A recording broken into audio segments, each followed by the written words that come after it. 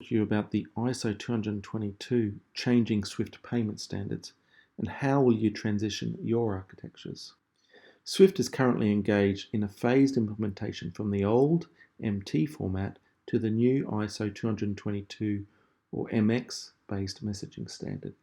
ISO 20022 MX messaging is making rapid progress, but given the huge number of financial institutions that still rely on the MT messaging format, the larger and more globally oriented banks will still need to support both MT and MX for some years. The most challenging aspect is need to reliably and accurately convert between MT and MX formats in both directions. For example, one organisation has migrated to MX, but its participant banks continue to communicate with many correspondent banks using MT formats. And many banks also have legacy systems which can only handle MT formats. So MT-MX conversions are needed internally. A Swift MT message consists of 1 to 5 blocks, essentially a legacy format. The MX format, or the ISO 20022, is XML based. However, it's not static and generally does change annually, with Swift knowing in a June-July timeframe whether or not we will carry out maintenance on messages for the following year's release. So how do we solve the problem from going from a legacy format into a nice XML-based format? Well, Trace Financial is a Red Hat partner and provides a tool called Transformer to help solve the data translation problem, and comes with ready-built MT-MX mappings as well as support for JSON input or output. Trace Transformer enables users to create mappings easily, drag or drop or choose from ready-built mappings, test as you build, debug quickly and easily, and maintain more easily using a model-based approach. However, Trace Transformer does provide the core data translation logic, but does require orchestration integration code wrapped around it to ensure it can function within the enterprise.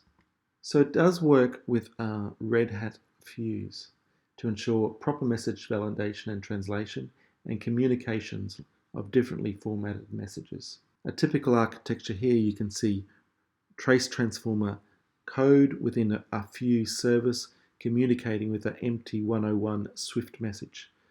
Fuse provides a standard out-of-the-box enterprise integration patterns that can provide those API implementations. It can wrap Trace Transformer, orchestrate, provide message translation, content-based routing, and connect just about any type of service. So here I've got a legacy integration transformation which will receive an MMX message through an API, subsequently send it to an IBM queue, it usually being the backbone of many payment systems.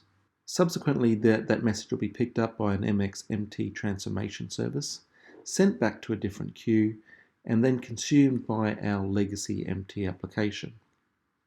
So that's all well and good. We understand Trace Transformer can do the data transformation. Red Hat Fuse will be able to help implement those APIs to work with IBM Q and wrap the Trace Transformer logic. But we also, at the same time, want to understand the real-world challenges, and that is, how can content-based routing be achieved and managed? We have different MT and MX message types. They will need different transformation logic. How can metrics be obtained, and how can you manage different versions? And finally, key question is usually asked is, how can I configure the destinations on the fly, without deploying new code? So we're going to run into the demo now. First of all, prove those three services and IBM and Q can all coexist and work together, and start to look at these real-world challenges and understand how they are implemented. The implementation was done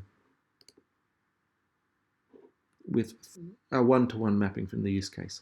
We've got an MXMT transformation service, we've got the REST-MQ API, and we've got the legacy MT, all communicating to IBM MQ.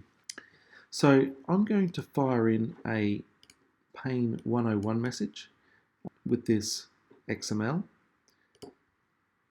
If I enter that my cluster there, I've received the back. I expect that to be received by this service, go to IBM queue, then subsequently get transformed and picked up by our legacy application.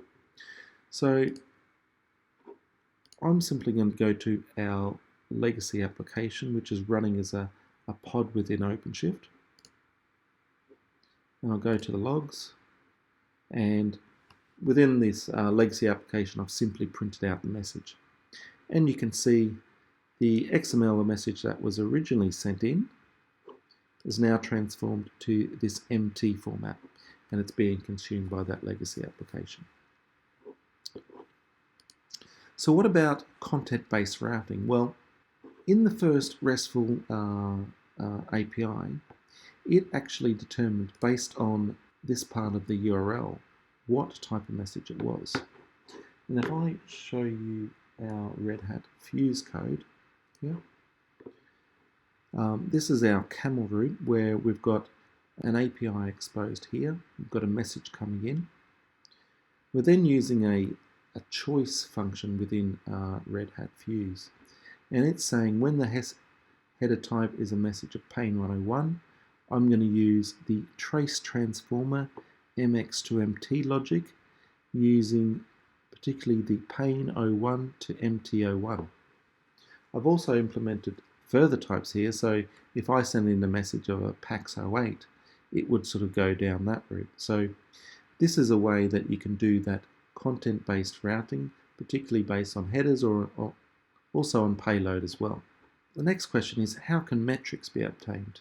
Red Hat OpenShift comes with something called Prometheus, which is an integrated open source project capable of receiving metrics and graphing them on a basic level.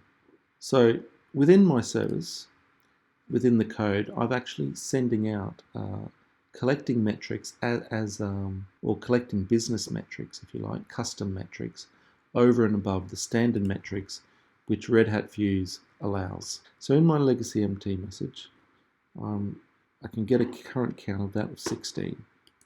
So the legacy MT message has processed 16 messages. Let me fire in a few more with the same.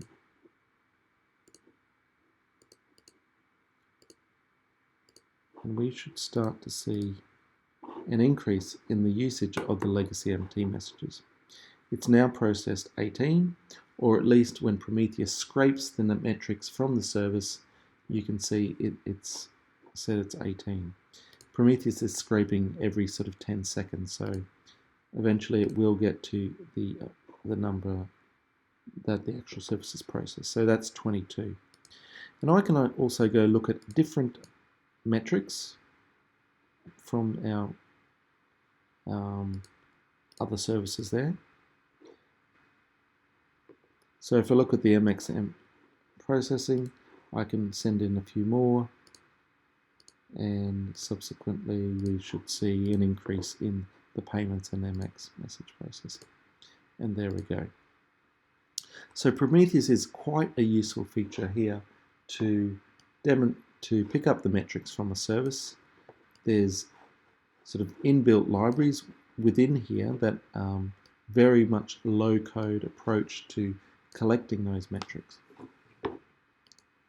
So what about managing different versions? Well, if you noticed in my original graph here, I've actually built two RESTful services, simply a copy of each other, but the version 2 is going to a different IBM MQ server running as container in OpenShift, just for this demo in particular.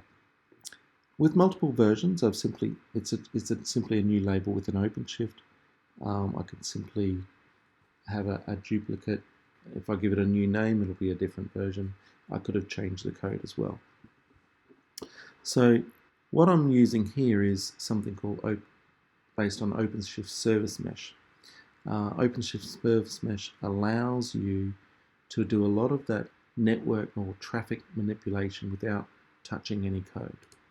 At the moment, I've got a URI prefix of MX mapping to version 1. I'm now going to change that to version 2 and save it. So I expect the messages I now send in will continue to go to the IBM MQ backup server. So let me log into the backup server here, and I'll refresh. here. So I've currently got a queue depth of 10, because if you notice, the backup server doesn't have any other services which is consuming from the queue. So this queue depth will continue to increase if I continue to send messages in. So let me send in a few messages here. Notice I've got the same URL appears. It's about 4 messages, and if I refresh that, you'll see my queue depth is now 14, and these are messages ready to be read off the queue, off the backup end queue in particular. So that's allowed me to both show the switching of the destination without deploying new code. You can see how you can manage multiple versions, particularly with OpenShift Service Mesh. But when I built the service, I've tried to parameterize as much as I can. And simply these are in the form of environment variables. So at any point in time, I can start to change those variables. It will then redeploy the pod and use those new values. And that's all comes inbuilt in OpenShift. So let's just step back and understand what we've done.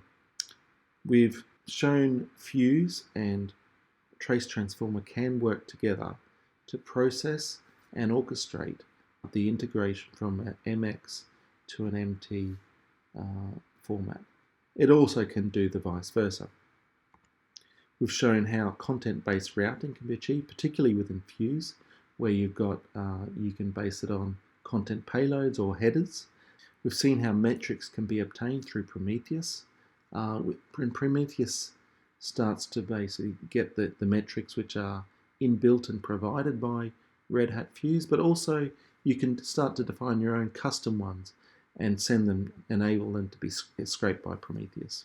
We've seen how you could manage different versions. Normally you would have a DevOps CI/CD process, but you can also do that traffic management between versions with OpenShift Service Mesh. And finally, think about how we can configure the destinations as multiple ways. We've used OpenShift Service Mesh to direct the traffic, the incoming traffic, from version 1 to version 2. And we can also adjust environment variables in OpenShift on the fly through simply changing the deployment aspects of it. So I hope you've seen how Red Hat Fuse Trace Transformer can help solve the ISO 20022 real-world challenges that you're going to have now in the near future.